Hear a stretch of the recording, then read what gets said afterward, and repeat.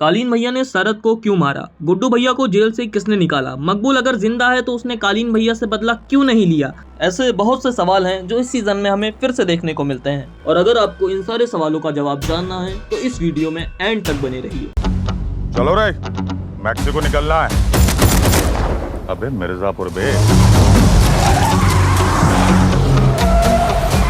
Already तो मिर्जापुर का season 3 आ चुका है और ये सीजन देखने के बाद में मुझे पता चला ये सीजन उतना भी अच्छा नहीं था जितनी इसकी हाइप क्रिएट की जा रही थी। मतलब अगर तुम पिछले 2 सीजन से इसको कंपेयर करते हो तो तुम्हें पता चलेगा कि इस सीजन को रबर की तरह खींचने की कोशिश की गई है। अगर तुम 2-3 एपिसोड्स को इसमें से निकाल दो तो इसमें सिर्फ और सिर्फ पॉलिटिक्स और बाहुबलियों की बैठक बच जाएगी। कालीन भैया जो इस सीरीज के मेन कैरेक्टर हैं, क्या वो इतना कम स्क्रीन टाइम डिजर्व करते हैं? आई नो, बिल्कुल भी नहीं। और अगर आप मुन्ना भैया के फैन हैं तो भाई कांग्रेचुलेशंस, क्योंकि इस सीजन की शुरुआत ही मुन्ना भैया के अंतिम संस्कार से हुई है। कालीन भैया बीमार हैं और मिर्जापुर की गद्दी गुड्डू को मिल चुकी है। फिर आगे हमें ये देखने को मिलता है कि कालीन भैया अब ठीक हो चुके हैं और शरद उन्हें अपने घर लेकर जाता है, जहाँ पर हमें ये देखने को मिलता है कि कालीन भैया ये खुद एक्सेप्ट कर लेते हैं कि उन्हें अब मिर्जापुर की गद्दी नहीं चाहिए और ये भी एक्सेप्ट करते हैं कि मिर्जापुर की गद्दी पर अब शरद शुक्ला बैठेगा और अब तुम्हें बिठाएंगे। लेकिन तभी एपिसोड 10 में हमें ये देखने को मिलता है ये आखिरी किंग ऑफ मिर्जापुर होंगे।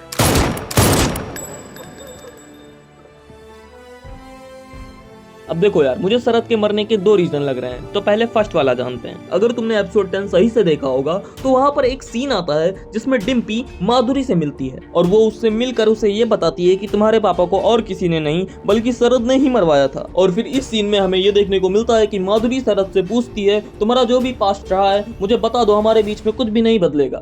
लेकिन यहाँ पर शरद शायद ये समझता है कि वो कालीन भैया की बात कर रही है और फिर शरद उसके पापा को मारने वाले इंस्टेंट की जगह ये बता देता है कि कालीन भैया जिंदा हैं। उसके बाद वो बोलती है हमें कालीन भैया से मिलना है और वो कालीन भैया से मिलकर ये बोलती है अगर आपको अपनी फैमिली और गुड्डू पंडित चाहिए जो हमारी हिरासत में है तो वही करना पड़ेगा जो हम कहेंगे।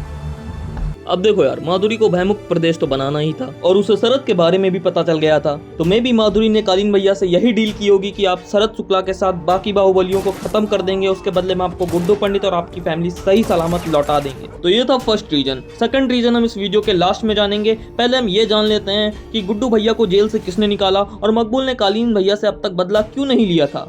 I mean, why?